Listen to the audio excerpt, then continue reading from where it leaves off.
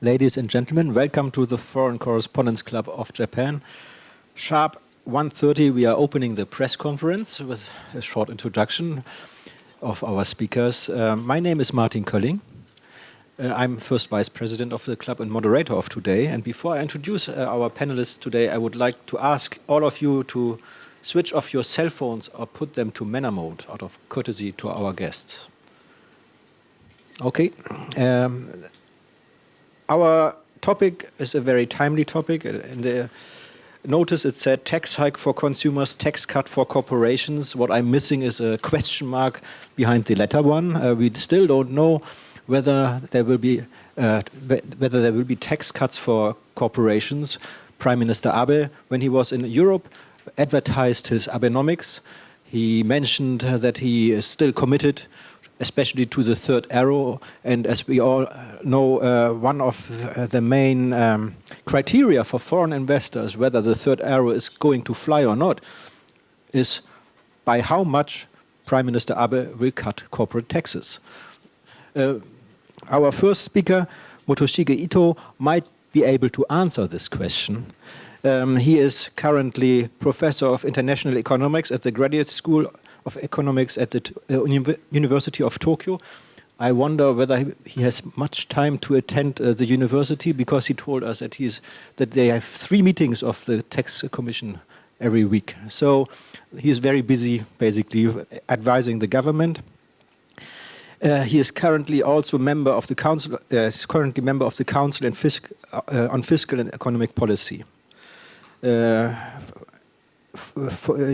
For you who don't know him in more detail, he received a Bachelor of Economics at the Todai in '74, and later made his PhD of Economics at the University of Rochester in 1979. He will basically give us his assessment of the progress of the tax reform. One question: will there be a second step of consumption tax hike? And the second question is: will we see a cut of the tax for corporations? Our second speaker is Martin Schulz, like me, a German. He is a senior research fellow at the Fujitsu Research Institute, a private think tank here in Japan that had, at least for a while, very close links, personal links with the Bank of Japan. So he's well known with, has some insights into the money side of Japan as well. He himself worked in the past also as a visiting researcher at the Bank of Japan and at the University of Tokyo as well. He will, in his speech, compare the situation in Japan with the situation in Europe, and he will also give us his outlook, what the tax reform might bring for the future in Japan. And his point is that there will be a relentless push for efficiency, especially in the retail sector. One could put it bluntly, maybe the end of the Japanese service culture is near. Please give our guests a warm welcome. Thank you very much. And now I will open the floor to Professor Itoh. Good afternoon. It's my pleasure to come back here. I'm just talking about 10 to 15 minutes about tax issues, and I have to apologize. I have a very bad habit of speaking very quickly in spite of my very poor English. So if you have any problem of just understanding what I'm talking, please just give me eye contact so that I can just change my speed of speaking. Now, before talking about tax issues, I would like just to speak a little bit about third arrows, because there's a lot of misunderstanding about what is third arrow. If you look at just the newspaper or maybe journal, very briefly, you just recognize third arrow is growth strategies, but that is not correct. If you look very careful to read what is the content of third arrow, it say growth strategies that promote private investment. Now, when you say only growth strategies, it basically means supply side policy, deregulations, tax reform, opening of the economy so that you can have more innovation, more better resource allocation, and the other things. And supply side policy is very, very important, of course, but it takes many, many years for the result to be realized. Supply side has a very long-lasting phenomena. I think when we name the third law as just the growth strategy that promote private investment, we have a strong emphasis on demand side. How we can just stimulate demand now is very important. And of course, that demand is private demand, not the monetary policy or fiscal policy, because those monetary and fiscal policy has already started in the early stage. So the more important thing is how we can just promote not only investment, but also consumption, and also investment from abroad, and maybe export. And in that respect, I think the psychology is very, very important, because if we can have a very optimistic view about the future, then there's going to be more chance to just the demand expanding. And also you have to just remember there's a very, very big difference between Japan and other major industrial nations in the position of balance sheet. We had a very difficult period of almost 20 years of what we call lost 2 decades. Demand was very weak, and we suffered a lot from the non-performing loan issues, and the corporate has suffered a lot over investment and other things. But thanks to the very difficult 20 years, what happened in Japan is balance sheet of the private sector is in very good shape. Household sector has more than enough financial resources. Corporate sector has already finished their debt, and they're actually accumulating some reserve for their investment. And banking sector, as you probably know, is not now free from the non-performing loan. So question is not we don't have money. Actually, we have money. The question is we don't have a strong will for private sector to spend that money. So the very big issue for the third law is how the government can just stimulate the incentive. So I think the tax reform is very important. I think Mr. Abe is very right to just pick up the issue of corporate tax, because if we can have some kind of success in the corporate tax, and more important thing is some kind of just the expectation that corporate tax reform is continuing for some time, and that may have a very big psychological influence. Now, if you talk to any serious economist, expert, about the question whether we should just lower the tax rate on corporate tax, maybe 90% of Japanese experts will say, yes, our tax rate is too high compared with other countries like Europe. Maybe Japan and the United States are the only 2 outliers. Everybody was very similar maybe 20 years ago. But in the last 20 years, European countries, Asian countries are actually reducing tax rate. And only Japan and the United States just remained where they were 20 years ago. So everybody agree. But the question is when we should make reform. And you can easily imagine it is very, very difficult to cut tax rate under deflations. Okay? So the answer to the question when we should start reform, and the answer is now. It is the best timing. As you probably know, thanks to the monetary policy and other policies, we are now departing from deflation, and nominal price is increasing, on corporate income is increasing. So even though we lowered tax rate on corporate tax, we still have quite a good increase of tax revenue. And that is what most economists is expecting. One of the empirical study I just have just looked at say for a while, maybe this year, next year, and maybe in 2 years, what economists call elasticity of corporate tax revenue to the growth is maybe something like 3, which means if your GDP expanded by 2%, corporate tax revenue will increase 6%. That's the meaning of the elasticity. So if we just don't do any tax reform now, we are going to have a very substantial increase of the corporate tax over GDP. Well, that may be a good news for Minister of Finance, but it is not very good news for Japanese economy as a whole. So that's the reason why it's now increasing the discussion about the tax reform. And then question is whether there's going to be actual reform or not. And it's mostly based on what the Prime Minister is thinking. And it seems to be the case that our Prime Minister is very, very enthusiastic to start this reform. And he had actually made some kind of commitment by speaking explicitly about tax reform in many places, including Davos meeting and other places.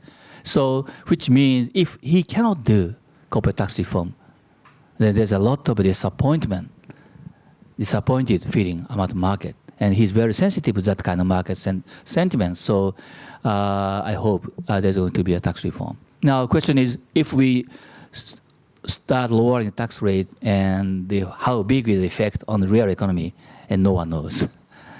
Because, as I said before, this is very much sentiment-related issues, so we have to wait and see. But anyway, point is, we have to anyway do reform.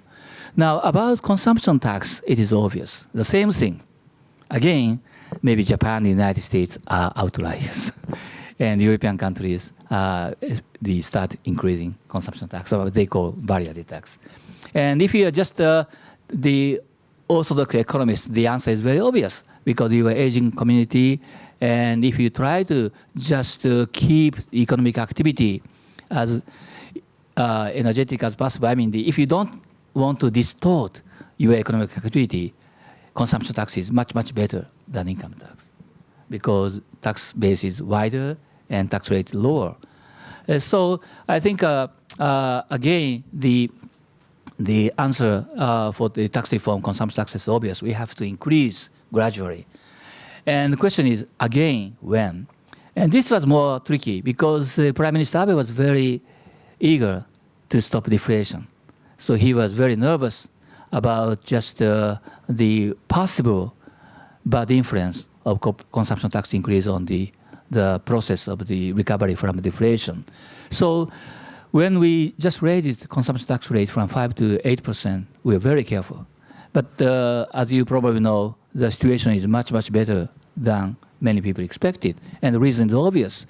If you compare the present situation with what we had in the period of Mr. Hashimoto, Prime Minister Hashimoto, when he raised the consumption tax from 3 to 5%, you can raise at least 7 or 8 reasons that this time is much better, including financial market, including the government perception of the necessary adjustment to the tax increase, and increase the preparation by private sector, and so on and so forth. I don't know about just next time. Everybody just start talking, just Prime Minister Abe is more cautious about just increase from 8% to 10%. And everything depends on what is the Japanese economic situation this summer and the August. Prime Minister Abe had a decision-making of increasing consumption tax from 5 to 8%, I think, at the beginning of the October or end of the September last year. And probably this time, the timing of decision-making, I don't know, but I guess it's something like the beginning of November. So I think the economic condition in September, October is very important, of course. And so far, so good, because as I said before, we are now starting increasing the expansion, even after consumption tax increases. Now, finally, let me just talk about just our fiscal management consolidation. As you probably know, we had a huge amount of government debt. Okay, because we have some European friends, just I have some very controversial debate. We had a very interesting visitor from the Italian politicians to Japan about 1 year ago. And I was asked to have a dinner with him to discuss on budget issues. And at the time, Italy was just had a very serious fiscal problem. So that was the first time for me to meet him there. So I just was not very careful to be very polite. I say to him, I'm just I think you're a very difficult time of the fiscal problem. And he said, well, Italy will do Italy's own problem, solve their own problem. So Japan should think more seriously about your problems. And he said, Italy's debt over GDP ratio is 125%, and Japan debt to GDP ratio is 240%. So he implicitly wanted to say Japan is much better, but much worse shape. And at that time, I wanted to say one thing, which I didn't. Well, Italy just had facing the fiscal crisis at the level of 125% of GDP. Japan is very peaceful, even at the debt level of 240% of GDP. Now, why? I'm not saying Japan is not a problem. Japan is a serious problem. But if you look at the market, okay, if you look at the market, the most important thing is not the debt over GDP ratio for a short period. Okay, what is more important is which direction you are moving. If your budget or fiscal system is becoming much, much worse next year and in 2 years, then you have a very serious problem. But if you are improving this year, next year, the market will wait and see whether this process will continue. There's no magic in Japan that we can just expel this debt. So we have to live with the large amount of debt for many years. So important thing is whether we can move in good direction or not. In that respect, I think the departure from deflation is very important. Where we finally recognize it is impossible to implement fiscal consolidation under deflations. Okay, at university I teach different thing. To my student I teach we can always consolidate the fiscal position. Simple, just increasing tax or just cut the expenditure on social security for all the people. It's very simple, but politically it is impossible. So stopping deflation is a very important starting point for you to think very seriously about strategy to just fiscal consolidation. So you probably know the Abe government just promised we just shrink the government budget deficit over GDP in terms of the primary balance by 50% in the 2 years. That is actually will be achieved probably. And actually, we are doing much better than we originally planned it. 3 reasons. Consumption tax increase. And second is because of the departure of deflation, we have an increase of nominal tax revenue. And third is in spite of this economic recovery, we are not expanding much about the expenditures. Do you know, Japanese medical expenditure over GDP is almost equal or a little bit lower than the average of OECD countries. In spite of the fact, Japanese population is most aged in OECD countries. So we are doing a very good job for a while. Then why we have so much debt? Because of deflations. So I think so just changing from deflation to ordinary mild inflation process, you are just facing very different economic environment. You have to think more strategic about how you can just move in better direction to the fiscal consolidation. So consumption tax is very important. I personally, this is only my personal desire, that Mr. Abe will decide to increase the consumption tax rate to 8% to 10%. But we don't know yet whether he will decide that way or not. So we have to wait and see. Thank you very much. Martin? Yes, having no direct insight into the discussion in the tax panel or the government, I will focus on some background issues by, in particular, comparing tax regimes in Europe and Japan from an industry perspective. And usually, well, there is the saying, well, in Japan, everybody's saying, oh, good, that Europe is there, because these guys have 25% value-added taxes and much lower corporate taxes than we have. So we have lots of leverage going towards higher consumption taxes with very little impact. And we have also leverage by doing so, reducing the corporate tax to become more competitive internationally, in particular in Asia, where the corporate taxes are much lower.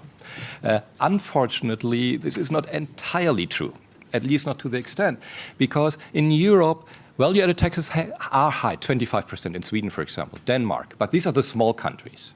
The bigger countries, where the link between citizens and the government is much closer. When you're a country with 3 million people, it's a much bigger gap towards when you think about your big country, like the US or Japan. So you wouldn't trust the government so directly and wouldn't hand out so much money to the government and rather keep it on your own. So 20% is basically the barrier where the big countries in Europe are.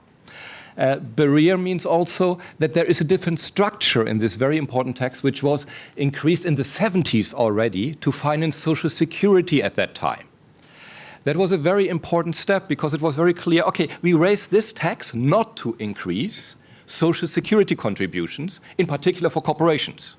So that was introduced in a way that went comparatively smoothly at a time when Social Security costs were going up, acceptable.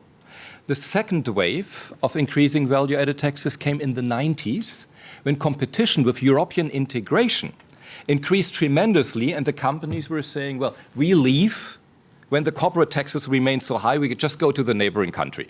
And then in 2000s, we go to Eastern Europe with flat taxes. So government lowered corporate taxes on pressure, also focusing on competitiveness, and had to increase the value-added tax, arguing, well, we have to. There is very little choice. You want jobs? You want growth? We have to go that way. The problem is in Japan, the situation is quite a little bit different. One thing is Social Security costs have already increased a lot and have been financed over a long period with public debt. So whatever tax the government increases now will go into the service of the debt load as well, simply financing the debt that has been accumulated by current taxes. That is something the overall public might not be so happy about, because who's holding these assets? The banks? Yes, of course, the banks are holding their assets. So do you increase the tax for financing the banks? No, because the banks are only using this for the deposits of the Japanese public, having their assets sitting there and then buying government bonds with it. Meaning, when you increase taxes now in Japan, the money would go to the asset owners, which are the old and retired households. This is a very, very important issue. It is often argued that, well, the high debt load and the big deficit in Japan will be a big burden on a future generation who has to repay it. That might be true, but only if that generation is able to repay it and willing to do so. You can refuse to pay taxes. Many young people actually on short-term contracts do not pay Social Security and pay very little taxes because they have low incomes and say, well, we don't do it. 40% are not paying into Social Security. Big problem. So actually, the risk of Japan with its high debt load and financing so far its cost in Social Security through selling government bonds to the public means the risk is at the side of the old households. They hold the assets in Japan, not the young people. The young people have no money. They have no assets. Zero. So what has happened in Japan during a period where Europe was gradually rebalancing rising Social Security costs, corporate constraints with a value-added tax over 20, 30 years, Japan has filled the gap by selling government debt bonds to old and retiring households. That has a big impact for the future, because now think about that this debt load might not be sustainable. Let's just imagine that it's impossible to repay 240% of government debt. It's quite likely that it's actually impossible. And Ito Sensei has a very strong point in saying, well, actually the level is not so important. It is that we continue to service it. But even that is a problem now. Now we have a gap and we have a split with the view on taxes, Social Security, and what the overall system is doing in Japan. So far, the old households have financed the increasing government costs for Social Security. That is actually much better than Europe from an economist perspective, because in Europe, the value-added tax was used to finance Social Security, which is good because the old households pay value-added taxes, but they don't pay income taxes because they are retiring. So good. Japan, even better. Japan was selling bonds to the old households to finance their Social Security contribution, pensions. Much better, actually, from a generational distribution. Now, what can you do now? Now, the level has become very high. You could now either cancel the debt or try to reduce it, which would mean that the old households would be quite unhappy, right? Because they have been preparing for their old age with holding government bonds indirectly in their bank accounts. When you reduce that, either by inflation or by cutting them in some other way, by default, for example, as it is happening in Greece, in Southern Europe, partially, you have a big problem, and households will react. They will probably save even more. They will consume even less. And these are the rich guys. That would be a big problem in the future. The other side of the coin would be, well, if you do not cancel the debt, then the young income-earning households have to finance an ever-growing share of their income, which gets channeled into serving the public debt. Already today, Japan's government is paying a quarter of its entire budget just for paying incomes on the debt that it has already accumulated. This doesn't go into future policies. This doesn't go into innovation. This doesn't go into social security. This goes into transfers to the old rich households. Now the perspective of the young ones, right? Before was the perspective of the old ones who might be in trouble. The young ones are in trouble as well. How would they react if you handle that improperly? By keeping income taxes increasing, and now I come from a corporate think tank, by increasing or holding corporate taxes at a high level, to use that, to channel that towards the assets of the old households who use it for consumption. Is this increasing productivity in Japan? Is this contributing to growth? Obviously not. So what you have to do is a very careful rebalancing act while you're walking on this edge where you might fall off the cliff on the one side as easily on the other side. That is the current situation. And now, increasing the value-added tax to levels in Europe might be impossible, at least in nominal terms, because in Europe, because of the high taxes, there is a segregated system. Necessities are taxed much lower, like bread in Germany, which is important as rice in Japan, much lower tax load on that. But many other issues as well, because you would say, well, it would be really uneven to tax the poor ones and the old ones so much for it when the taxes are so high.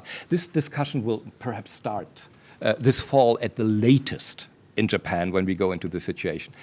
The problem with that is Japan, so far from an economist perspective, has a wonderful system because it's a flat value-added tax, which goes very even and it's very broad and it produces big income. The problem is if you would increase that step by step as it is, then the upper level, and I just calculated back on the envelope, an equivalent 20% tax in Germany or in UK would probably be a 13% to 15% level in Japan. You see my point? Because in Japan, the value-added tax is flat, taxing everybody. In Europe, you have low ones, 6% for bread, hospital visits, for restaurants, hotels, dog food, all sorts of things.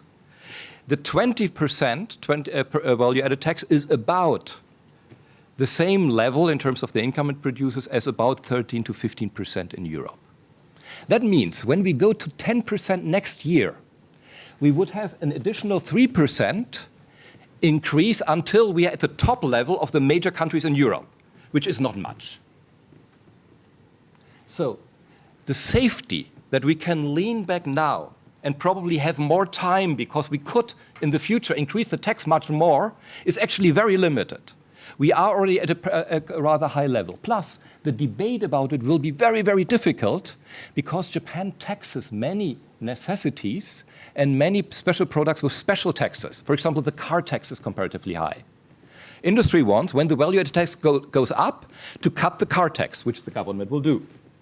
For good reason. It would be really uneven. 3% car tax down, when the value-added tax goes 2% up. This is the current situation. But this reduces the overall increase in the tax rate, right? In a rebalancing. Also, Japan has extremely high consumption taxes on necessities. Do you know what the tax on rice is? I'm a foreigner. 700% tariff on rice. Can you imagine what kind of consumption tax that is on households? Households in Japan pay a tremendously high consumption tax on necessities like rice today. So when you further restructure the system when the rate goes up, you obviously will have to reduce such rates. And this is what industry is arguing.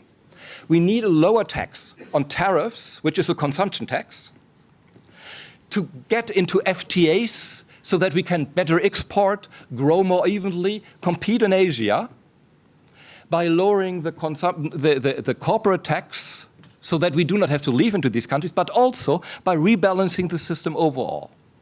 You see, this is the reason why Ito Sensei is so busy on his panel. You heard it, Martin leaked it. 3 times a week, just one panel he's attending. This is a very, very difficult discussion, but it really is the structural reform in Japan, in my view, and in many ways from an industry view. I'm not a strong believer in structural reforms for 2 reasons. One is, Japan is actually not so bad in terms of structural reforms, in particular when you compare it with Europe. You know, Germany, for example, is very popular over the last few years because, well, it's now the main economy in Europe, back on in every discussion, deciding things, growing much stronger, unemployment rate has reduced. But on a per capita basis, Germany has been growing as much and not stronger than Japan. On an employee basis, Japan over the last 10 years has been growing as fast as the US. Now think about the government. You're growing on a per employee basis already as strong as the US over 10 years. And now the government tells you, well, that was good. But now we come with structural reforms and we double that. We grow even stronger. Meaning, if the promise of Abenomics in terms of structural reforms would be true, Japan would be on an employee or per capita basis have to grow much stronger than the US. Do you believe that? I don't. That is a problem. Meaning overall structural reforms will be very limited. Also, as a European working for an economic think tank, I'm not a strong believer in the will of politicians really to follow through with structural reforms unless there is not a major crisis. In Europe, we have a major crisis right now, and we have strong structural reforms in the south, not in Germany, actually, where it's not a big crisis. So we don't have big reforms. In Japan, no big crisis so far, no big structural reforms. But the government has one important structural reform, and that is the tax system. The tax system is under the direct control of the government. The tax system is what the government, if without a too big debate, can decide and follow through. So the structural reform for the current and any government in Japan will be on the tax side and the rebalancing between the young, the old, consumption, investment, and growth in the future. This is a very, very important package. And I mentioned is that there is a big impact from whatever you do in taxes on all the other sides of what you do, because we cannot just talk about, well, let's increase it another 2%, and then think about the corporate tax. Or let's reduce the corporate tax and then think about the other one. This is not how it works. Whatever you change, the other side will fall apart, or not. So it needs to be very, very carefully calibrated, and it needs to be done so early. And this is the reason why in Japan, corporations are in favor of increasing the consumption tax. In Europe, they don't, because, well, a consumption tax is a tax on your product. It increases the price of the product, so you're in trouble selling it. In Japan, the situation is quite a bit different because, as Ito Sensei pointed out, increasing the consumption tax because it's much broader and much smaller in terms of the nominal increase is much better than increasing the income tax on your employees, Social Security, which to 50% corporations have to pay, or increasing the corporate tax, which you need. There's a second point. When you wait too long, and Japan has waited for 20 years, financing through public debt, which produced this difficult situation Japan already is in, has avoided. The problem is when you wait longer and you do it during a crisis, which is usually the only situation when governments act, then you do a reform under distress. And when you do a reform under distress, you don't do it in a balanced way, meaning you go after the corporations. You go after those who have the money and can generate it. And this is already the current situation of the Ministry of Finance, who says, yeah, increase the value added tax, we need the money. But don't decrease the corporate tax because we need the money. And this is a calm situation right now. We are happy. We have Abenomics, everything is growing, we're optimistic, and still it's impossible so far to reduce the corporate tax. Now think about a difficult situation. Will it be possible to buffer the costs on corporations? No, it will not. They will be charged, and the employees will be charged, and that will be a big problem in terms of competitiveness in the future. So it needs to be done now, otherwise it will go later. Finally, my final point. With public debt and the refinancing of public debt, it cannot be repaid, and at least not easily. It will go through a lot of mini crises. When the current asset holder, the old households, will say, guys, what you're doing right now, increasing inflation, this reduces our pension income, it reduces our assets, it reduces our retirement. You cannot do that. So we want deflation, actually. That's the best for us because our prices go lower, we can consume more. The young households say, we need inflation, we need growth, we need lower taxes. And all these debates will be very contentious. Look at Europe again, look at Italy. I have a very unpopular paper comparing Japan with Italy and what happened. In Italy, we had the situation of Japan 10 years earlier. What did the situation in Europe? Did the government tried to reduce the debt load of the government by inflation? Inflation was going up in Europe. What happened? Asset holders, old households and corporations were basically trying to leave. They left into the rest of Europe. It was much easier than in Japan, so they did it earlier. They left. That meant that overall, interest rates were shooting up, and the real interest rate was jumping up as well. This increased the cost for the government, so the government had to stop to do that, because otherwise they would have simply defaulted. Then households thought, oh, this is really adverse. What did they do? After this crisis in Italy, they kicked out the central bank out of Rome into Frankfurt. They said, oh, our nominal retirement asset sits there with the government. We don't trust the government anymore. The government uses, not the Bank of Japan, but the Bank of Italy, to increase inflation, to reduce our assets, which are the debt of the government. And then they said, this is bad, and it happened already. What do we do? And they shifted the central bank to Frankfurt so that it cannot do this anymore. Now, Japan will not kick out its central bank to China.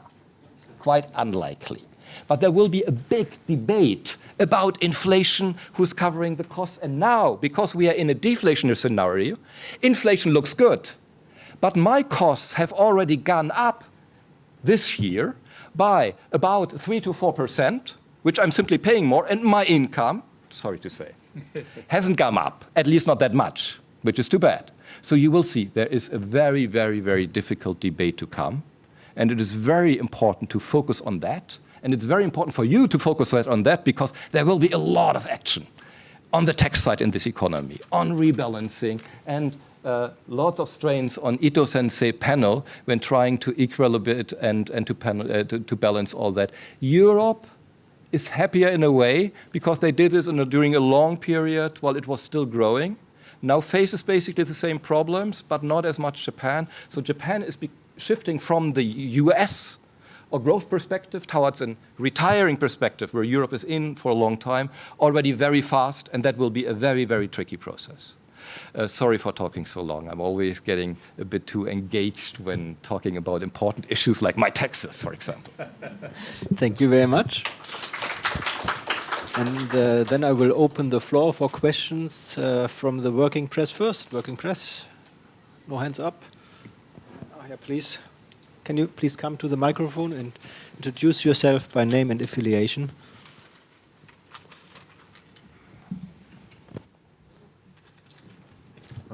Masaaki Iwamoto from Bloomberg Tokyo Bureau. I have a question to Professor Ito.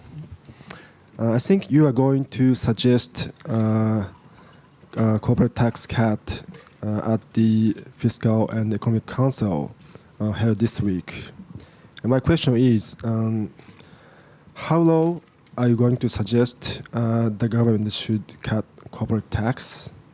And are you going to suggest the government should cut corporate tax at one time or gradually? And what time span? Well, in order to answer that question, I have to first explain just the mechanism of the Council on Fiscal and Economic Policies. As you probably know, the Fiscal and Economic Policy Council mostly consists of many major ministers of the economic affairs, and there are 4 members from private sector, including me. So whatever I say or whatever I propose in the council is only a proposal by the person from private sector. And so final discussion is actually made by the discussion, including the ministers, and of course there's a lot of adjustment from the government and the politicians.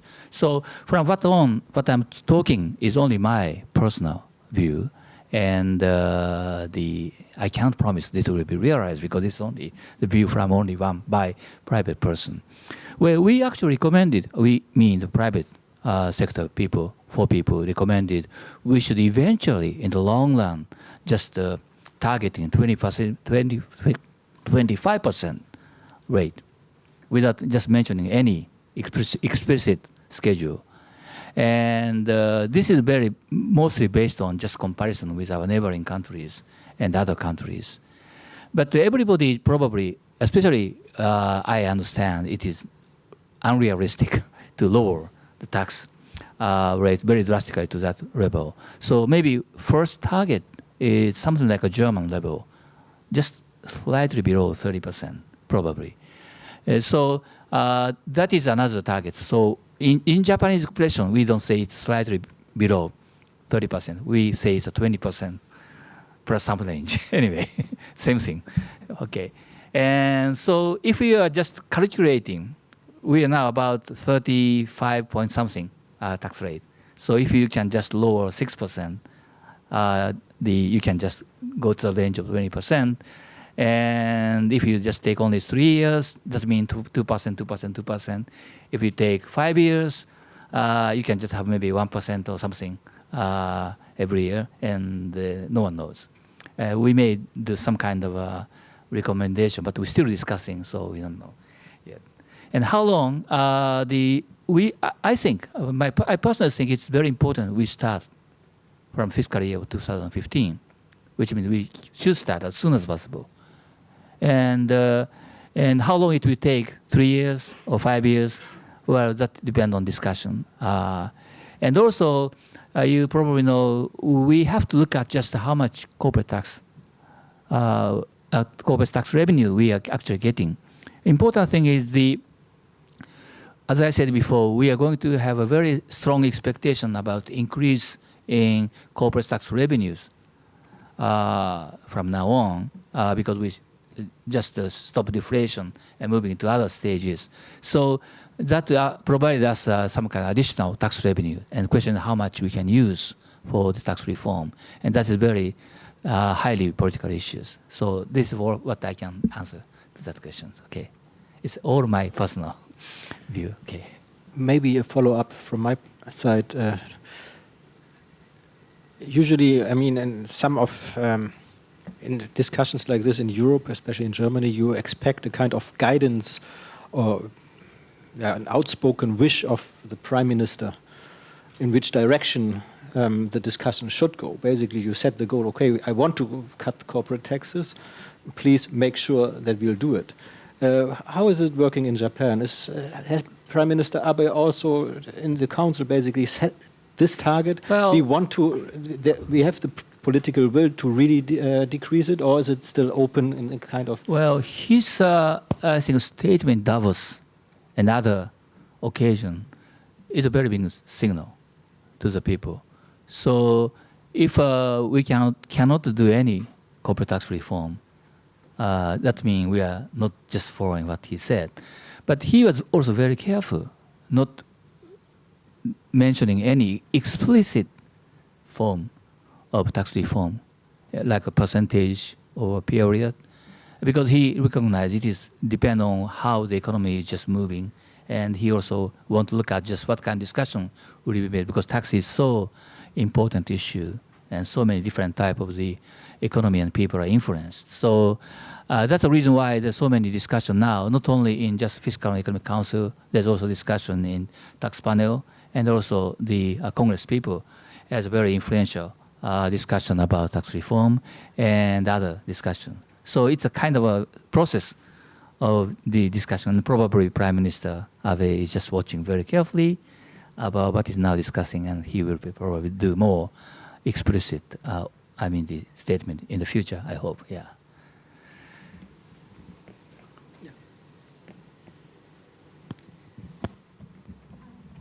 Hi, I'm Yuri Nagano. I'm a freelance reporter, and I write for the Bureau of National Affairs.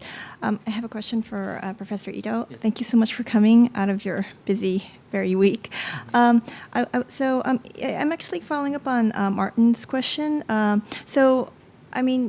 guess it's a little confusing that there's so many groups looking at the tax structure. And so do you think that, your group is going to decide on whether to bring it down to 20-something%, or is it going to be the tax commission who, it's going to go into the announcement next month with Prime Minister Abe. That's, in the newspapers and everything. We are not deciding. We are just recommending some type of tax reform from a viewpoint of macroeconomic policy management. So tax the reform is finally decided by the Congress people, of course. Congress has their own tax council. But Congress people will probably look very carefully what Prime Minister is thinking about. So just it is very important to just for me emphasize, we are only just discussing macroeconomic aspect. And we recognize corporate tax is one of the very important elements of the macroeconomic management. So we have some kind of discussion. But just believe me, we are spending much more time on social security reform, actually. Okay? So I'm now maybe criticized a lot by Doctors Association because we're talking so much about reform on pension, reform medical expense. And so we are discussing mostly macroeconomy. So, but the important thing is just the government has also tax panel, where for some reason I'm just a member of tax panel, but tax panel has many members, something like 20 or 25, including just joint members. And there, we are doing more the professional discussion. So there we are not only just having very the explicit decision making, rather we try to just raise some issues and look at just the analysis for make it possible for compare with other with different type of the reform. So final decision making is made by Congress tax panel, but we are democracy, so there are many elements discussed. How do you differentiate yourself from the government tax commission? Pardon me? And the party tax commission? How do you differentiate yourself from the party? I think you guys are all. We actually, for example, I am as a member of the Fiscal and Economic Council, there we discuss most of the major macroeconomic issues, and as a private sector members, we recommended the tax reform on corporate sector. Corporate tax may be very effective to just promote our growth, and we also recommended the mention, even though we have lower tax rate, we still have increasing corporate tax revenue because of the economic expansion and that kind of thing. So we are not just explicitly just mentioning about just tax reform as a whole. We're just giving a recommendation about corporate tax reform from viewpoint macroeconomic policies. But the macroeconomic policy and tax reform is very interrelated. So sometimes mass media is just the overemphasize our discussion. So you have to be very careful to look at the newspaper. Something is true, but something is not true. Okay.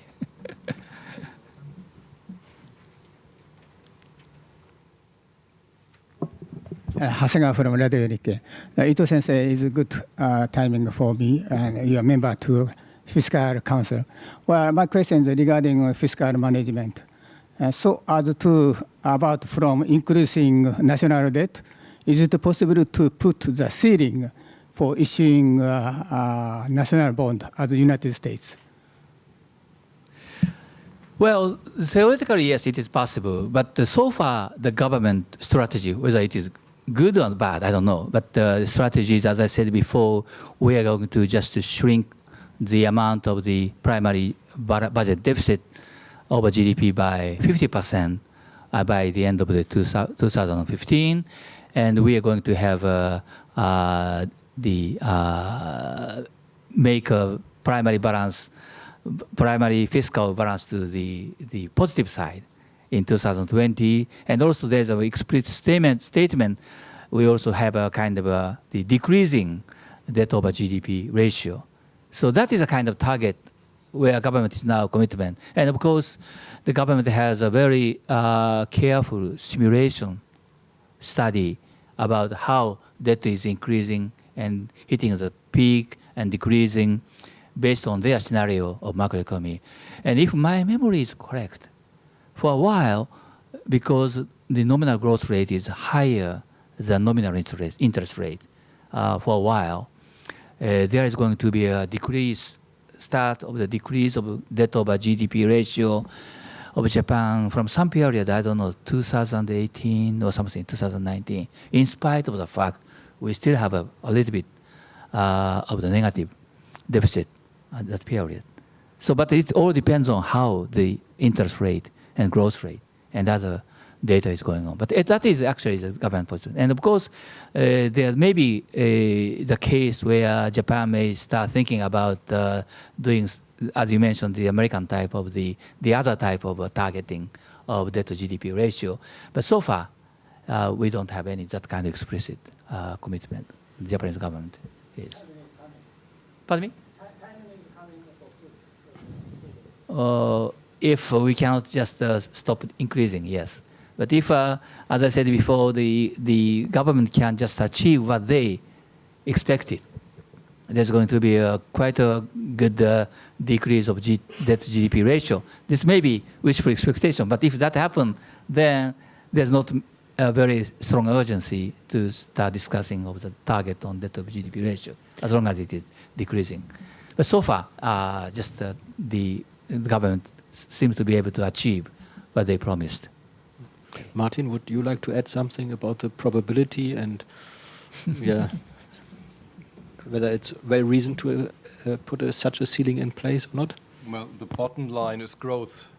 And this is where anybody completely agrees with Ito-sensei in the government. If you want to repay your debts, you need income and you need growth. And my point was, well, Japan actually in terms of real income wasn't doing badly. So what we now need is a rebalancing to make it, first of all, even better. And secondly, to make it acceptable to basically anybody. And one thing in terms of the growth impact, and now sticking to the value-added tax, and what you mentioned in the beginning, and I didn't point out, is the value-added tax actually, when you have to increase it fast, and by a high margin can have a big structural impact. It is, to an economist, one of the most neutral taxes. That's true. That's true in Europe as well. Any study in Europe will tell you actually the impact on redistribution and so on is very limited. But the problem with it is that if you have to jump by major steps, as Japan might have and is already doing by now, it changes the economy, the view on what you're doing in the economy. In France, the restaurants managed to get out of the government a reduction of the value-added tax because they said, our service at restaurants is already terrible. If we have to if we have to pay a higher value-added tax, the service in Paris will be even worse. And that frightened even the French government, which is something. In Germany, the hotels managed to get a reduced value-added tax with the argument, our service is already terrible right by now. If we have to pay all those taxes, our service will be worse. And they got a lower rate because the German government got frightened to have even worse services in German hotels, which is close to unimaginable to many people. So, what is the point here? The value-added tax or the consumption tax taxes the value you are adding while you're doing something. Meaning when you're a manufacturer or a very efficient convenience store with high inputs, high turnover, but very little you add in terms of people waiting for you, standing around, making nice faces to you, bowing, then you pay very little additional value-added tax when it goes up. So a convenience store won't be affected and a manufacturer as well because you can subtract your inputs from the value-added tax the consumer is paying. So when you're a very efficient online shop, you basically get an almost zero impact from a value-added tax. When you are a wonderful department store, a wonderful hotel, a good restaurant with 10 waiters behind the bar, 20 waiters standing around, and your entire payroll is taxed by the value-added tax, as it is. And the consumers think about, is this really value for me? Or do I rather go to a more efficient shop or place and buy there? They will do it, perhaps. And this is the reason, not that the French are unfriendly or the Germans don't care about service because they are too efficient. When you're in a high value-added tax regime, you have a strong incentive to focus on efficiency, productivity, and very little not so valuable services to your customers. So the focus is basically online, discounters. And this is the face of Europe today. Japan doesn't look like that now. And the reason might be you don't have to pay much for the surplus services. You don't pay so far when you park your bicycle close to the station and there are two old people handing the ticket from the ticket machine to you. You don't pay so much when in construction many people are waving you but you wonder, it increases the cost. With higher value, it increases the cost tremendously. So we get a relentless push towards productivity, which will increase structural reforms in Japan, but perhaps in a bad way when it is not handled effectively. There might be people become unemployed in this sector. There might be unskilled people being in trouble. And that is also why, with a different tax regime, Europe has a system of redistribution from the tax system that Japan so far doesn't have. And all this will go into the debate.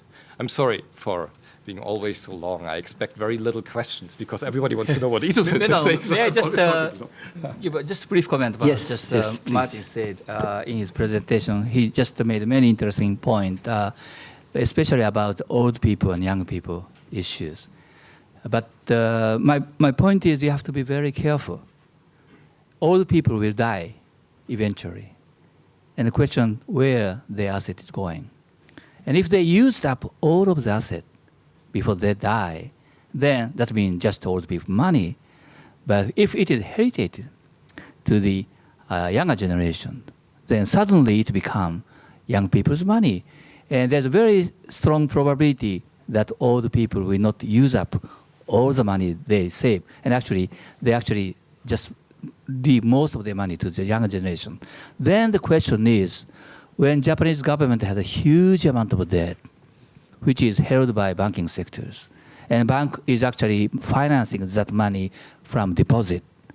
And the big question is whether old generation is just leaving debt to younger generation. Now take any particular person, say suppose you're say 50 years old, then your older generation certainly leave a huge amount of debt, which you have to service in future. But at the same time, they leave a huge amount of deposit of financial money. And the question is which is bigger? And so far, private financial money owned by old people is larger than government debt. And that is the very famous story of the Avalano, very famous economist. You have to think very carefully.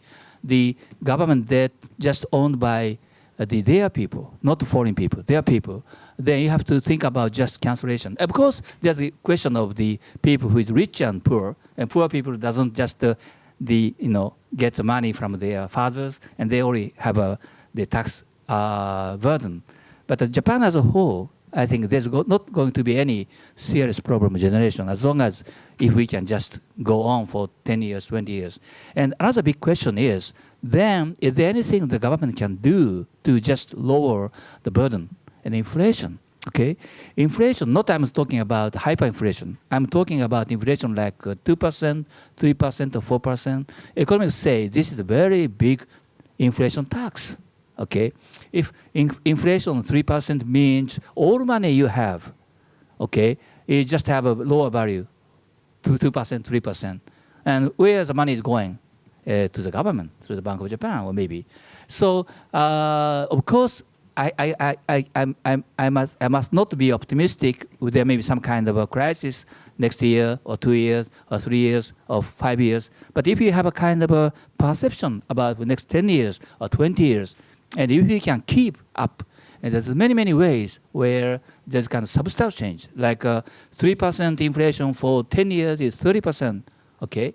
and money you have doesn't give you any interest rate anyway, because it's a money, cash, okay? So the macroeconomic problem here we are now facing is very, very complicated, I just want to say. Yeah. You see, the structural changes are not for the future, they're already happening. Yeah. The Bank of Japan buying these bonds, targeting inflation, and all these are the structural changes and structural reforms everybody's always talking about for the future, but they're actually happening right now, and that is a very, very important issue.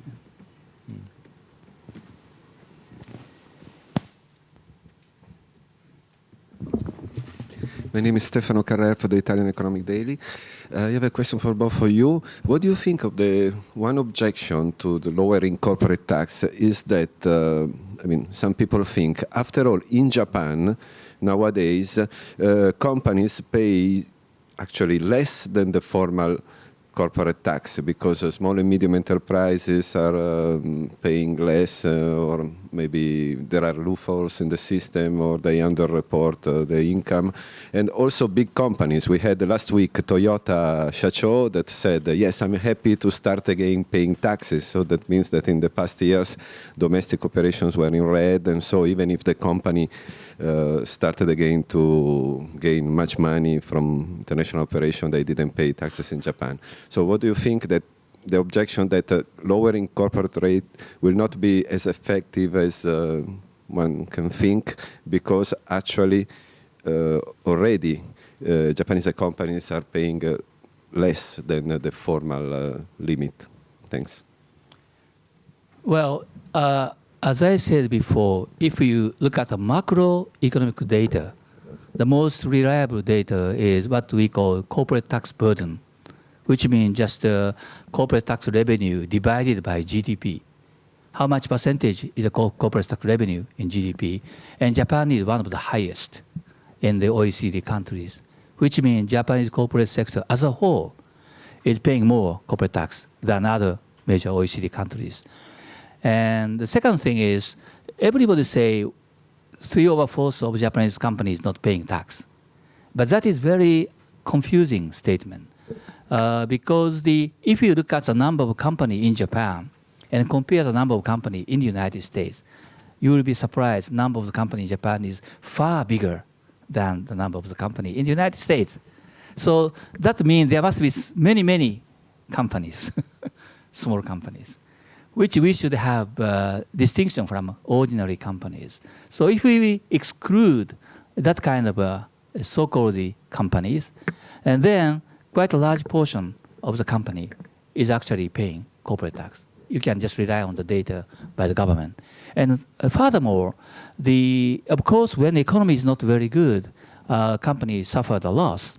And in any country, that loss can be postponed for the future tax credit. And that's a very normal thing. And unfortunately, Japan suffered from a very bad economic condition for 20 years after the crash bubble. So actually, Japanese companies actually accumulated a lot of credit they can claim because they suffered loss in the past. But we have a kind of calculation very carefully, and there's going to be a very quick recovery of the corporate profitability. So there's going to be increasing numbers of companies which cannot use or which used up the previous credits they received from their loss. It's a very complicated issue, but I want to say, for example, you maybe remember Mr. Koizumi's period. And if you look at the data very carefully, from the year to 2004, 5, and 6, and 7 before the Lehman crisis, Japanese economy recovered very rapidly. So they actually used up some of the tax credit they suffered in the past. And then came Lehman crisis. So we had some kind of still remaining part of the Lehman crisis effect of the tax credit, but it will just disappeared very immediately. So in the meanwhile, I think the Japanese corporate tax situation will become very similar to other countries. I don't know, I can just answer to correct it to you or not. Okay. In terms of, comparison with Europe again, this is, from a theoretical point of view, corporations actually never pay taxes. It is their employees paying the taxes. or the final owner holding stocks or anything. The corporation is just an accounting issue. So the bigger question on corporate taxes is who is affected by those taxes more or less. And in a system as Japan, which has evolved over time but never saw major reforms in between, you have special interest groups getting special tax brackets a lot. And you have an overall stance of the tax system to rather be supportive for the manufacturing industries, which were so important in the old days. And you see this in the current tax reform as well, the corporate tax. There was no reduction of the overall corporate tax, but there was a reduction for more investment into more effective machinery manufacturers. There was a tax bracket into research and development as long as it is good, manufacturers. And so Japan is now a service economy. And the important companies generating the real big income are the service companies, many online, many very efficient companies. And here, you don't get these big tax reductions. So the point from a corporate point of view for asking for lower overall corporate tax is making the system more even and not so much special interest group related as these very complicated taxes. So rather increase the one big tax, the consumption tax, and lower the overall corporate tax to make the overall system working better. That would be the idea for asking for a lower corporate tax overall. I now open up the floor for also associate members. Yeah, please.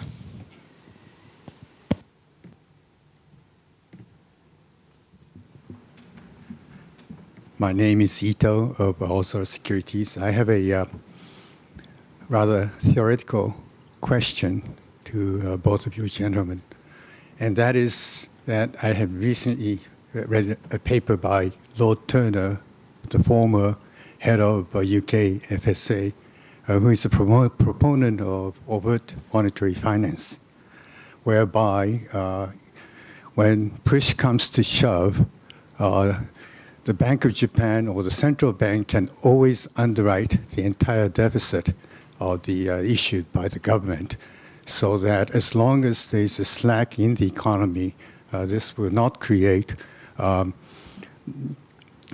enormous inflationary pressure, but at the same time, the government can keep on going this indefinitely, as long as the market allows it.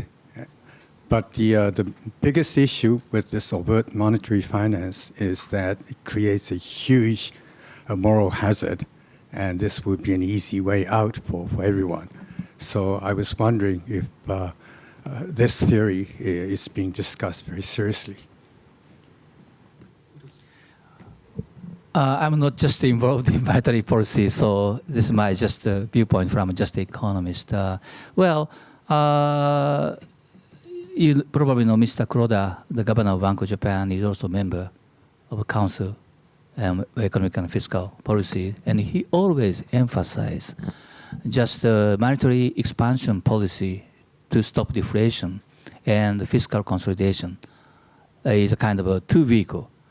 The Japanese economy cannot do well without one of it. So I hope just monetary policy does not give any moral hazard or the weaker pressure to the fiscal consolidation. And also, from the viewpoint of economists, what Bank of Japan is doing is not just monetary financing. It's just quantitative measures. I often talk to my students. There's a very big difference between Bank of Japan and Mr. Kuroda and the Bank of Japan and Mr. Shirakawa or other previous people. Commitment. Okay. If you just look at just previous behavior of Bank of Japan, although they expanded the quantity of base money quite substantially, mostly they did just by buying short-term government bond, because that just allowed them to exit anytime when they like. But I often talk to students, what Mr. Kuroda did it. He just decided to buy large amount of long-term government bond. And I say this is something like what Japanese people say, I don't know what's the English expression, armies who are having liver at their back in the old Chinese history. When the strong of army is just coming to this side. What the head of the army did is just to destroy the bridge, so that he can show to the armies that there's no way to escape, and which makes them to become just a very strong incentive to fight against that. And this is what economists call commitment. Okay, and what Mr. Crota did, I mean, buy a large amount of the long-term fiscal government bond means he's continuing buying bond, which he cannot sell very easily. So, which means there's no return to deflations. Okay, so this is very different from the monetary financing. And of course, you can say eventually it can go to monetary financing eventually, but so far, what I believe is not this is monetary financing, it is just a commitment to just increasing the money to show the message to the market, well, this is the end of deflation. And so far it works. But I don't know, maybe Martin know much better than Bank of Japan than I, so he may have some comment. I don't know nothing, but since I do not have an official function, I'm rather free to say what I think. And well, as I mentioned with the comparison to Italy, is where we had the situation before, where the government might ask the central bank basically to finance its debts when others do not want to do this anymore. And we basically have a situation that is comparable already. Because last year, the Bank of Japan was buying most of the government bonds getting on the market because the banks didn't want to buy them anymore. The banks wanted to reduce maturity, so buying more short-term so that they can run if there is a crisis. So the Bank of Japan was buying longer ones.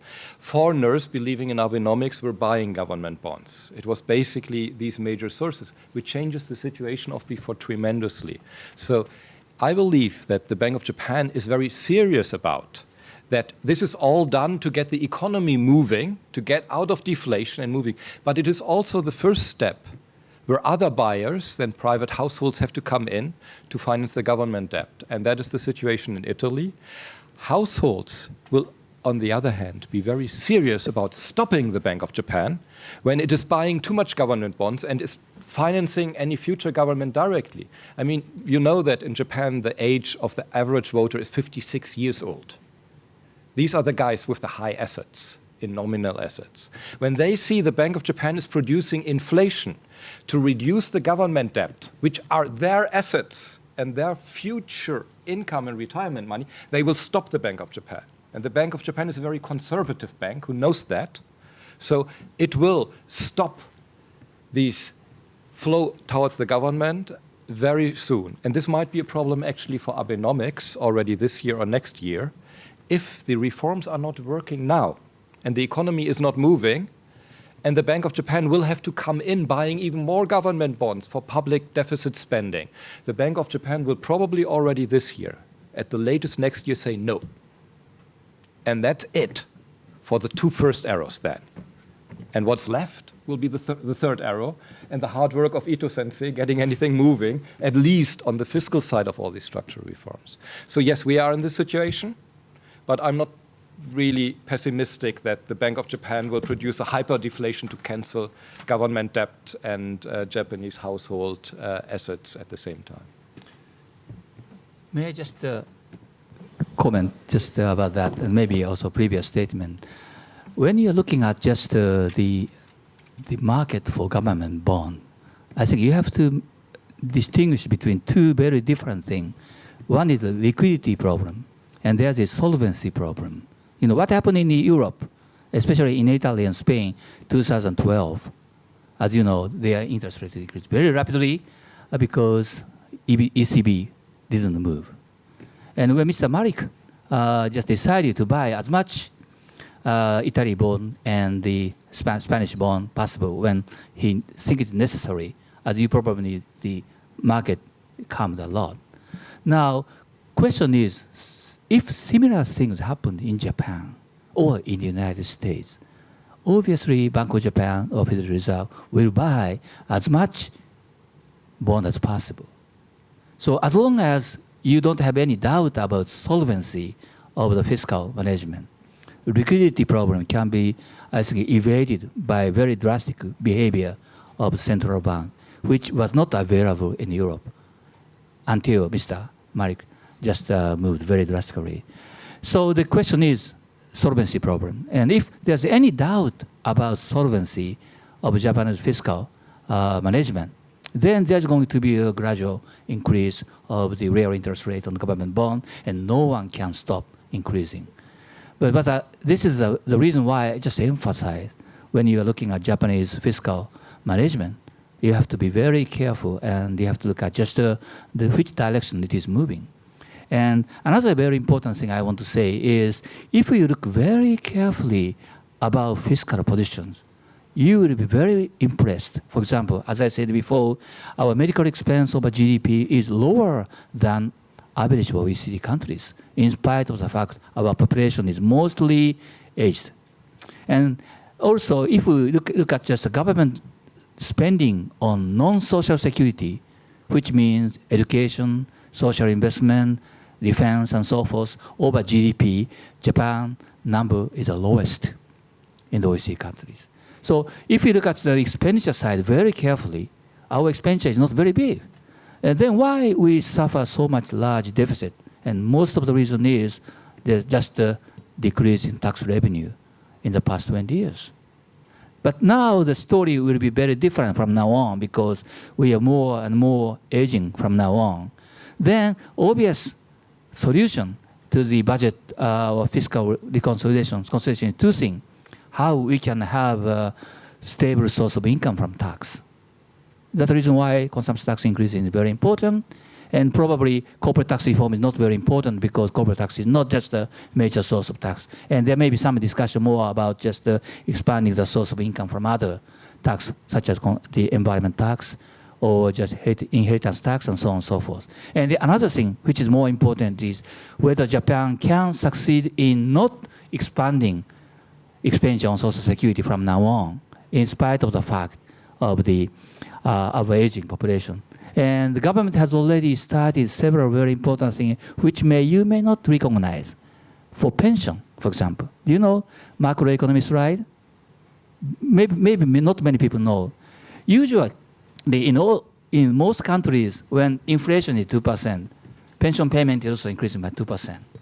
But some years ago, Japanese government decided we introduce macroeconomic stride, which means we deduce 0.9% from inflation rate for the increasing rate of the pension paying, which means if you have a 2% inflation, you have only 1.1% increase of that pension paying, which is very bad news for old people, but which is very good news for young people. We have already decided, but we couldn't implement it because we were deflation. But if we have a 2% inflation, there's a more serious discussion. So pension, for example, we have already introduced a very strong bomb in our economy so that we can have a drastic change of pension. And for medical area, the discussion is still going on. But as I said before, we have our medical expenditure over GDP is lower than average of OECD countries. And as you know, we have a very long time expectancy. Maybe not because of medicine, maybe because of Japanese food. But anyway, so question is not how we can shrink the medical expenditure, how we can stop increasing medical expenditure rapidly. It is still very challenging, but I think the story of the fiscal consolidation is very different from the just ordinary view discussed in the newspaper. Thank you.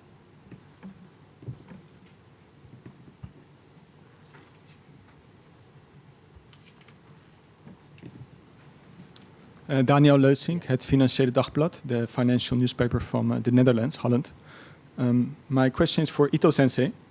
Broadly speaking, as a council member, what is your role in lowering and diffusing the expectations about corporate tax reform set by the Prime Minister at the World Economic Forum in Davos?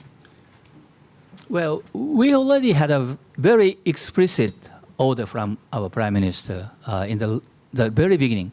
In the very beginning, I don't know when, maybe January, after he just made a presentation in Davos, we private member of the council just proposed we have to think about lowering corporate tax rate to 25% in the long run, just only for promoting more investment from abroad. So we actually started our discussion from only the viewpoint of the increasing inward for foreign direct investment because we think it's very important. Then, if you look at just the memorandum on the meeting, you can find Prime Minister asked us and private sector members about to just analyze carefully about what is called the corporate tax paradox. And corporate tax paradox is very famous now in Japan when the cabinet minister just had a very interesting report, maybe, I don't know, 5 or 10 years ago, looking at the case of the Europe, where European countries on average is lowering tax rate quite substantially, but tax revenue is not decreased. Sometimes it is increased. And so there's a lot of discussion about the relation between tax rate and tax revenue. And my understanding is it's probably economic activity or the business activity or the economic expansion may be more important factor than tax rate to just explain tax revenues. So maybe European economy is just benefiting some kind of expansion of economic activities.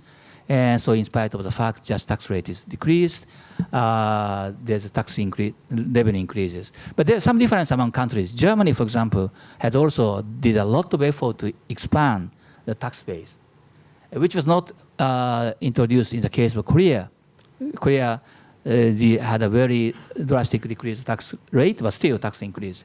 So we are studying very carefully about just relation between the tax revenue and tax rate and other economic activity, and we actually had several reports. And so in the beginning, the corporate tax reform in our council is mostly just related to the how we can just expand inward foreign direct investment. But eventually, as you know, the tax issue becomes so heated, not in council, but in just the public in general. So we have to just discuss more, wider issue of a corporate tax. But I want to emphasize this again. I am only just a member of private sector. As a private sector person, we can always offer our view to the council. But that's not the view of council. It is only the view of private sector member of the council. And so there's going to be a discussion more in and out of the council. And also more importantly, discussion in the Congress People's Tax Council is very important. I don't know whether I answered to your questions, okay?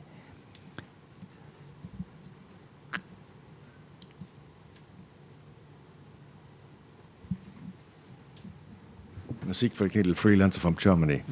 What I understood is Japan needs a yearly GDP growth rate of 3% Nominal, yeah. to help the government debt in check. Is this 3% growth rate realistic? And the other point is, if the older generation who holds the assets now is dying, so the younger generation have no money to save, who will buy the government debts? Now, just remember, saving rate of younger generation is very high in Japan, okay? Yes, but the older generation is dying. Older generation's money is only stock, not flow, okay? That is the money they saved in the past. Yeah. But younger generation is because they are earning money as an income. If you look at the data very carefully, saving propensity for the people in the 20s and 30s are very high, even higher than other countries. But I think the younger generation, if they only have or a lot of them have only part-time jobs. No. Huh? We are increasing the number of the part-time jobs, but if you just look at just the number of this side, part-time workers is only just small side. Our part-time workers is much, much lower than European countries. You know, our unemployment of young people is much, much lower than the unemployment rate of the Sweden or the Germany or Spain. So you have to be very careful for the exaggerated numbers. Yes, I think the part-time workers problem is very serious for us because we didn't have that kind of problem 10 years ago, 20 years ago. Yeah. So we have to work very carefully. But that is not Japanese disease. It's just a European disease. We actually following the similar thing. But so far, we are actually still very behind that kind of disease. So I think I would say young people, they don't have asset because they are very young, but they are actually very strong savers. You have to, if you look at the data very carefully, young people is saving a lot. Yeah. And about the growth rate? Oh, yeah, growth rate. This is a very good point. Now, when you're looking at the growth rate from the viewpoint of the economics, there's three factors which can explain growth. One is expansion of labor, and which we cannot expect because we are aging. And second is just the accumulation of capital, which we may be able to expect a little bit, but not very much. And the most important factor for the growth is what the economists call total factor productivities, TFP. Total factor productivity is kind of a productivity increase of the labor, capital, and other sources combined and aggregated. And Mr. Robert Solow, the Nobel laureate of the MIT 50 years ago, mentioned TFP is the most important source of growth for any major countries.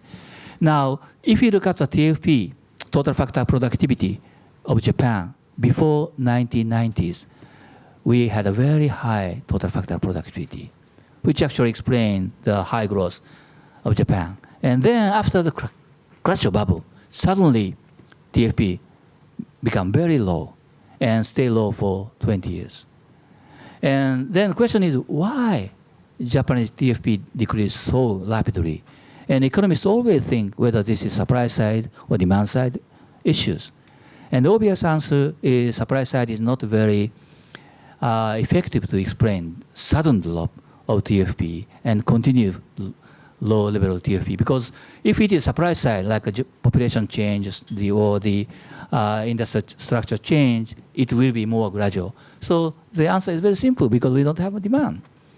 I often teach to my students, if you go to the department store has a nice building and many shop clerks, but if you don't have customers, many customers, then your productivity is very low.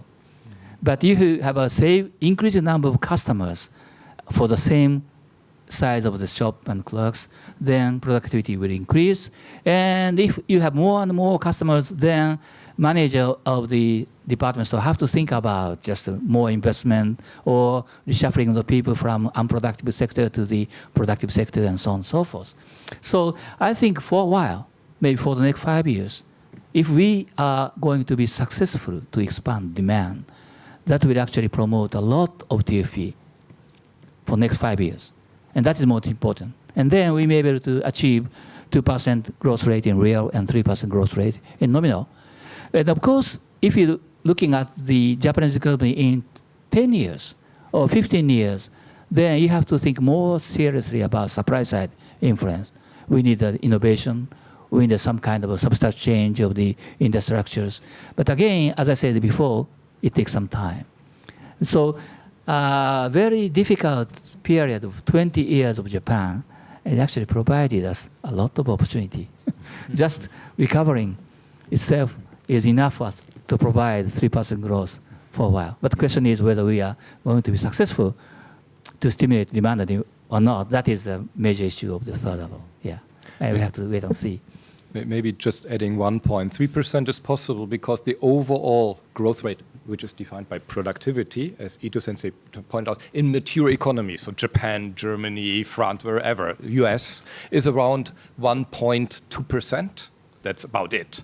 If you want to push it beyond, you can do this a while, but in the long term, when you're aging and so on, it will be very difficult. Japan is and was growing at that rate already. Now, 3% nominal would mean just 2% inflation, which is the Bank of Japan target. So I have to agree, yes, 3% is possible. It will be 1% growth, as it has already done, and will in the future, plus 2% inflation. The problem with that is, this is good. But when you look into the future, it's not so good because you're already growing at that rate. So you cannot easily increase this. As Ito-sensei is optimistic, you are saying you can increase it from here. And I would be less optimistic on that one. Compare with Germany and the situation. Last year, 250,000 Germans and Japanese left this planet by dying. So they left the economy as well. But in Germany, overall, the population in Germany was growing by 120,000. while in Japan they shrink by 250,000. Because in Germany, 120,000. So in Germany, the difference in the overall growth rate of the economy is basically the immigration, foreigners coming in. And it's overall about 20% in Germany, 1% in Japan. In the major cities like Tokyo, which will be important for the Olympics, in major cities in Germany, 35% foreigners, Tokyo 2%. The growth difference between the US, Japan, and Germany is immigration. And the push they provide in terms of innovation, wanting new things, saving, moving on. As long as you don't have it, you don't grow as much. And that will be a tricky part for any government to deal with. To the gentleman over there, and then we will close the session for today.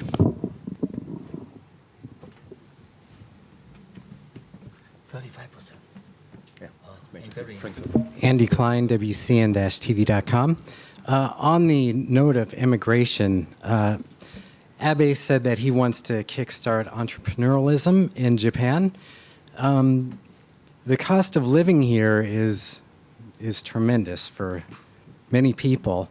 Rising the consumption tax to 8%, and if you have your way, 10%, could be drastic for many people considering moving here and starting up a business. On top of that, you don't really have the resources other countries like China does as far as people and land, etc. And over in, say, Beijing, for example, I mean, it costs like 30 yen to get anywhere in Beijing, where here it costs like 10 yen, round trip. My question to you is, what incentive is left if you keep this consumption hike going for people to move here and start up a business? And if you are going to keep rising the consumption tax, are you going to also rise the wage of employees? I think you made many important points. Increasing wage is very important to cancel out the possible bad influence of consumption tax. So wage increase is a kind of very important part of the economic policies. Now, I don't know whether the 8% or 10% consumption tax is too much burden for the people coming from abroad. If you go to Sweden, you have to pay 25%. Germany, how much? 20%? 90%. So probably consumption tax is not that issue. Yeah, high cost of living in Tokyo may be a problem. They go together. Yeah, I know. Yeah, yeah. Keep adding on top of yeah. that. Mm-hmm. Whereas other countries, you have like cheap Yeah. outlets, whether it's Yeah. retail, transportation. Mm-hmm. Mm-hmm. I mean, what incentive is there to come here? Mm-hmm. Well, that's a big question. So we probably have to be more eager to hear the voice from abroad to where we should just change. And so government, as you probably had the special council to discuss how we can promote the investment from abroad, and major member of the council is actually overseas business people here living in Tokyo. So that kind of discussion is important. But just coming back to just the general economic phenomena of foreign direct investment, I often teach to my students that the foreign direct investment is very similar to trade in general. Now, in the case of trade, you can imagine export and import. So there are two directions. Well, some country has a larger export, and so they have trade surplus, and some country maybe the other. But basically, both export and import is in the same, very similar size because you have a comparative advantage. And the reason why the company do a foreign direct investment is in some area you can't export. Like a Goldman Sachs cannot export the service from New York. They have to come to Japan to the business, so they do a investment. Or Toyota cannot just produce automobile and just sell to the United States. They have to go to the United States to do many things. So economic theory usually say foreign direct investment is very similar to trade in that respect that we have two directions. When you have outward foreign direct investment, you may have an inward foreign direct investment. So United States and Europe is in that kind of situation. Like Toyota or BMW is doing a lot of investment in the United States. At the same time, Ford do a lot of investment abroad. Or just Philips or Sony do a lot of investment in the United States. But Apple and IBM do a lot of investment abroad because each has a comparative advantage. And in that respect, Japan is the only exception. Although we have quite a large amount to export abroad, foreign direct investment abroad, we have a very small amount of the foreign direct investment coming to Japan. So something is wrong. So we have to just do very hard to discuss issues.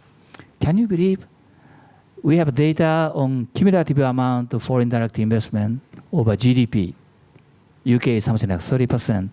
Japan is something like 3.2 or 3%, which is lower than North Korea. Okay. Not because North Korea attract a lot of investment, that's because North Korea GDP is so small. But that is kind of something is wrong. So there must be some kind of more effort. And actually, we do have some success. From the period of 2005 to 2007, where Mr. Koizumi did very strong policy to just promote foreign direct investment. So the inward foreign direct investment started increasing, but unfortunately, Lehman crisis just destroyed everything. So we restart again. So we actually welcome any of your opinion about the possible policy response for us to just invite more investment funds abroad. There's some change, actually. There's a very bad reputation about Japanese medical pharmaceutical system where when company just invented new medicine, and then there's kind of inspection for just the hospitals. And Japan had a very bad reputation that it takes a lot of time for the medicine to be approved. But that is changing. And actually now the average period of the examination in Japan is lower than average period in Europe. So what happened now is there's an increasing number of the overseas pharmaceutical companies starting the experimental division now in Japan. So if you do something, there's going to be a response for investment. So we have to just do more effort. I don't know whether we can make cost of living in Tokyo cheaper. But if you go to lunch for Yoshinoya, it's only $3. If you go to lunch for New York City and any shabby London. Yeah, it's much expensive. So I'm not sure whether Tokyo is a really expensive city or not. If you try to live in Chiyoda-ku or Chuo-ku, it's very expensive. But if you live like me in Setagaya-ku, it is much cheaper. But you have to also have to kind of rush hour commuting. But I don't know. But anyway, we have to do a lot of things to just correct the present situation so that we can invite more overseas investment to Japan. Okay. Ed? Martin? No. Okay, then thank you very much for going over time in this already very long event today. Yeah, and it is a custom in our club, of course. We have a one-year honorary membership for both of you. First, Professor Itoh, and of course, Martin. Thank you very much.